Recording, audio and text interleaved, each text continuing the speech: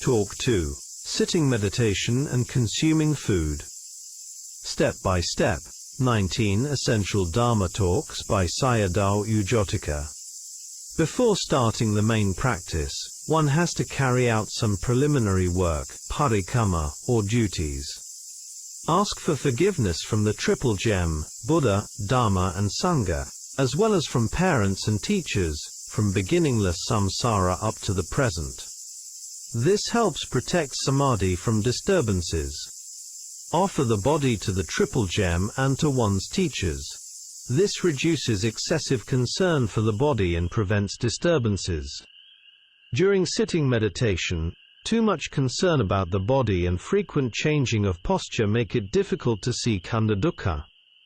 Spread goodwill, metta, to the surroundings and to all beings, for protection, and for the sharing of merits. See the story of the Metta Sutta, Sutta Nipata, Uragavaga Sutta number 8. Request meditation instruction from the Buddha or from one's teachers.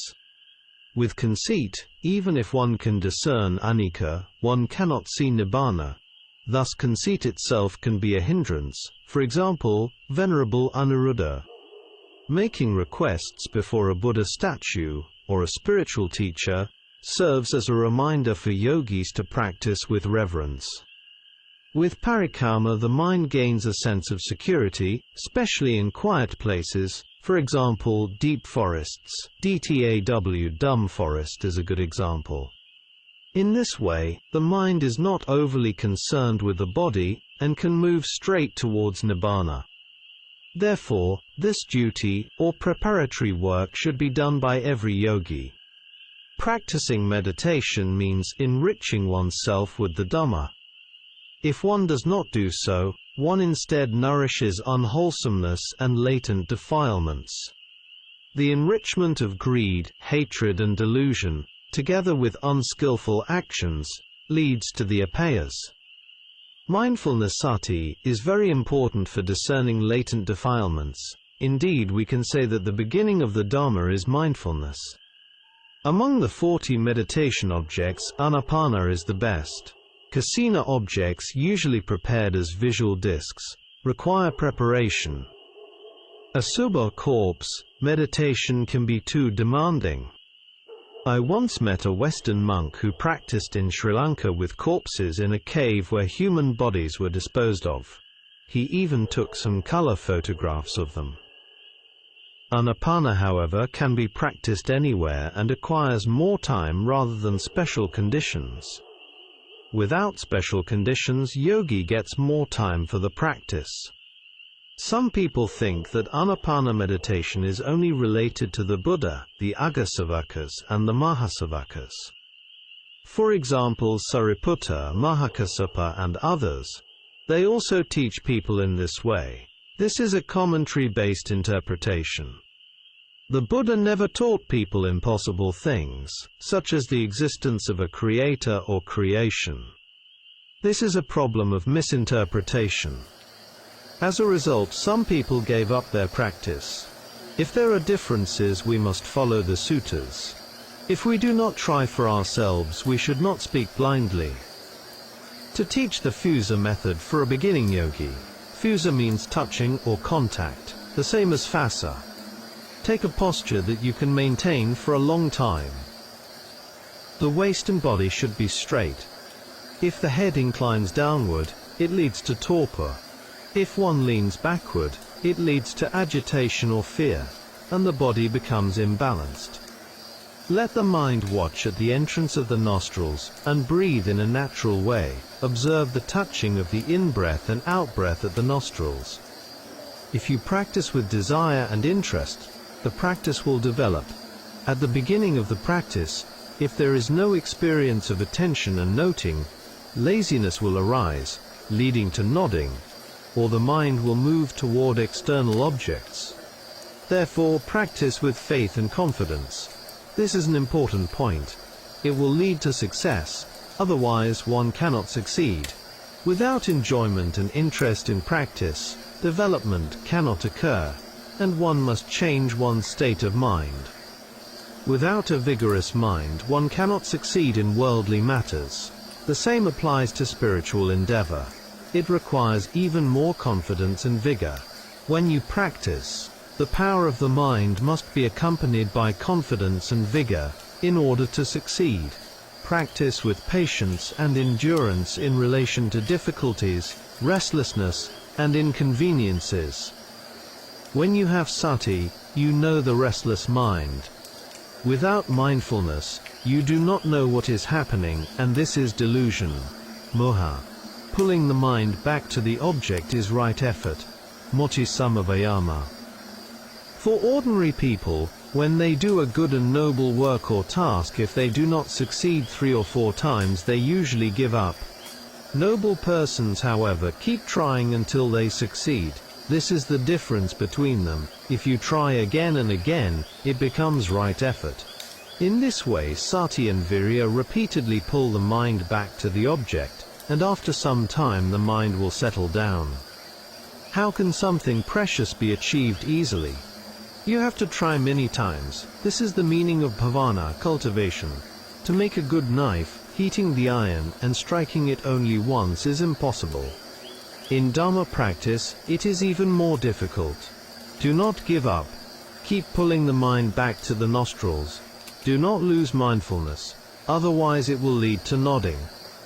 Many people do not know the nature of breathing from birth until death.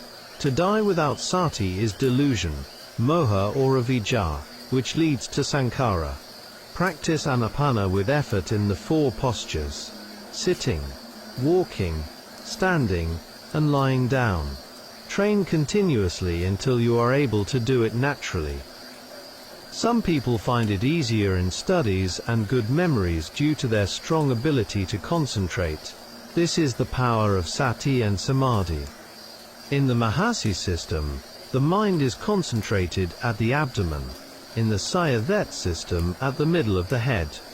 This is not for samadhi but for vipassana contemplation after samadhi has been established through anapana. Although the objects may differ, abdomen, middle of the head and so on, they all occur within oneself and are known directly, not through thinking. Seeing them in the present moment and knowing them as they are is jnana, knowledge. All of these are contemplations of the 4 great elements. The benefits of anapana are as follows. It leads to knowing the nature of mind and body. The in-breath and out-breath always exist, so mindfulness can continue without interruption. This can be regarded as one of the results of the WBU system. It occurs internally, not externally, enabling deeper understanding of the internal nature of the khandhas. It has no occupational hazard and can be practiced anywhere and at any time. For example, consider Buddhanusati, contemplation of the qualities of the Buddha. Would someone practice that in a toilet? Anapana, however, can be practiced anywhere without limitation. Note, realization of the Dhamma can happen at any time and in any place. For example, the Ingu Sayadaw became an anagami while relieving himself in a bamboo thicket. Even in a toilet, it can be a suitable place to contemplate asubha, loathsomeness, decay, and related themes. A true yogi should always keep a contemplative object in mind, and not allow defilements to enter. In some of his talks, Bhikkhu Sayadaw mentioned the following. Have you ever been mindful of the in-breath and out-breath for 24 hours without a break? If you can, you will know its result.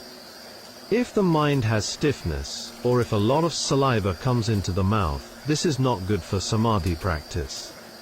With continuous practice, the in-breath and out-breath become very refined, and may even seem as if they have stopped. That is, they become unclear.